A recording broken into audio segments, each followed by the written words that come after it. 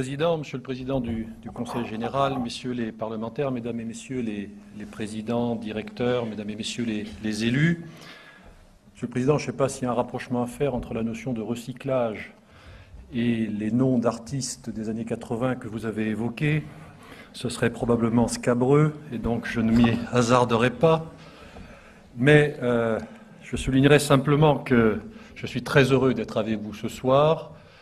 Et je vous remercie d'avoir marqué par plusieurs références l'un et l'autre à travers ma personne, mais plusieurs services de l'État sont représentés ici ce soir, police, gendarmerie, mais aussi la DREAL, qui est à vos côtés, vous le savez, depuis longtemps et qui continuera de l'être, l'implication des services de l'État dans cette aventure, qui n'en est pas tout à fait une, exigeante, passionnante à certains égards, exigeante, difficile, mais tellement nécessaire, qui est celle que vous avez vécue depuis 10 ans. 10 ans, un âge qui est souvent celui des promesses.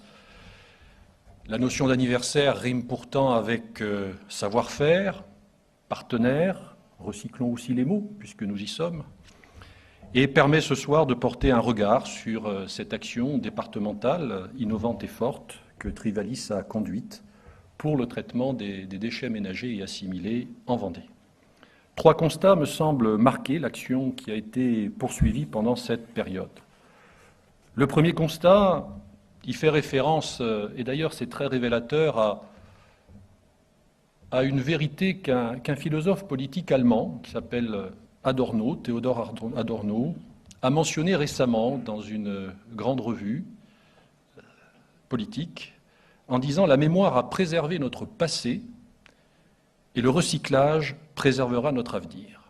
Le rapprochement de la pensée d'un philosophe politique sur l'évolution des interactions entre la société et les systèmes sociaux, avec les préoccupations que vous portez dans votre action depuis 10 ans, montre bien aujourd'hui la dimension nouvelle que ces objectifs ont rapidement prise pour l'ensemble de nos concitoyens. Et la mise en place de Trivalis et de son programme d'action tel qu'il a été retracé tout à l'heure. Et pour moi, c'était plus qu'un rappel, c'est évidemment une prise de connaissance et une prise de conscience, traduit justement cette prise de conscience et cet effort renouvelé pour la réduction et la mise en valeur des déchets qui se déploie très naturellement aujourd'hui dans la nouvelle politique nationale en matière d'environnement et de déchets. Nous sommes bien face à un constat. Nous devons travailler à réduire ces déchets, mais ils sont en même temps des ressources de demain, dès lors que l'on peut en obtenir de nouvelles matières premières ou de l'énergie dans des conditions environnementales et sanitaires satisfaisantes.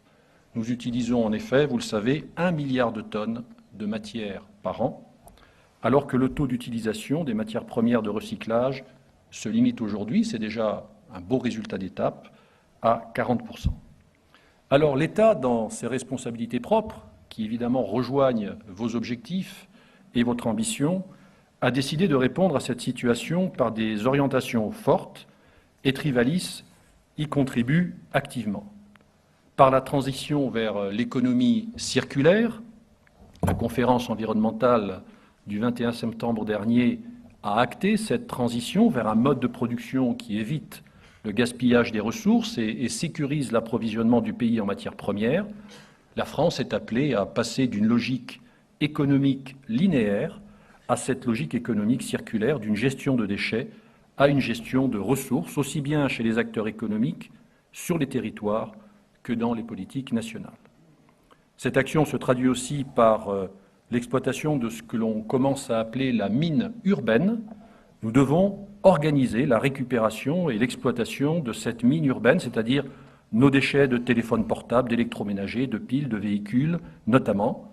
Et exploiter cette ressource à notre portée contribuera à notre indépendance d'approvisionnement en matériaux stratégiques ainsi qu'en terres rares. Le deuxième constat que l'on peut partager avec vous, et je le fais vraiment très volontiers ce soir, c'est que Trivalis s'est illustré par une démarche partenariale et inclusive accompagnée par l'État.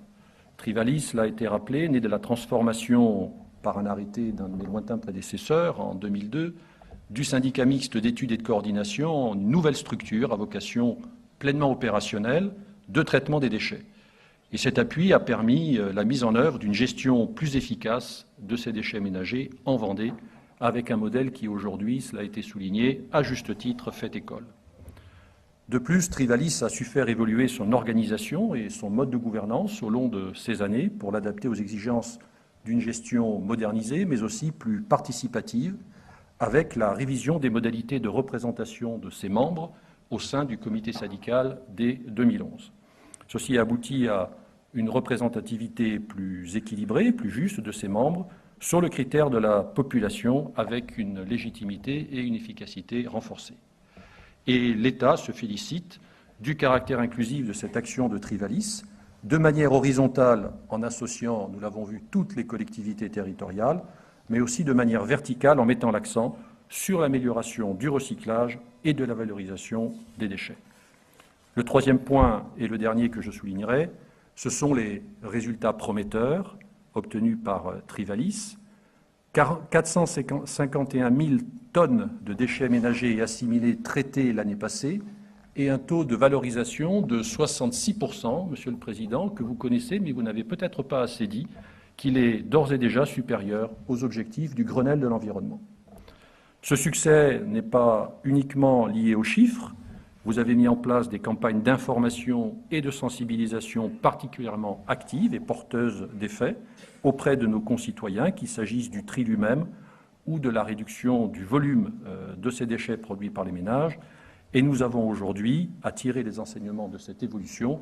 Et bien évidemment, je vous rejoins tout à fait, vous le savez, nous en avons récemment parlé, sur la nécessaire révision du schéma départemental, non pas parce qu'il s'agirait d'un constat d'échec, mais précisément pour tirer les conséquences de cette dynamique qui a été créée, qui nous rattrape aujourd'hui avec la nécessité de prendre en compte les résultats obtenus et d'adapter l'organisation en conséquence. Alors pour ne pas céder au syndrome du too much qui a été évoqué tout à l'heure à gauche sur cette scène, je vais m'en tenir là en faisant simplement appel à, si je puis dire, à François Mauriac qui disait qu'il ne sert à rien à l'homme de gagner la Lune s'il vient à perdre la Terre. C'était dès 1959, mais on voit bien quelle actualité peut avoir un tel constat et un tel défi. Cette attention que nous portons ensemble au recyclage et à la valorisation des déchets ménagers et assimilés, elle est la garante de la soutenabilité environnementale et sociétale de notre modèle économique, du développement durable et serein de notre société.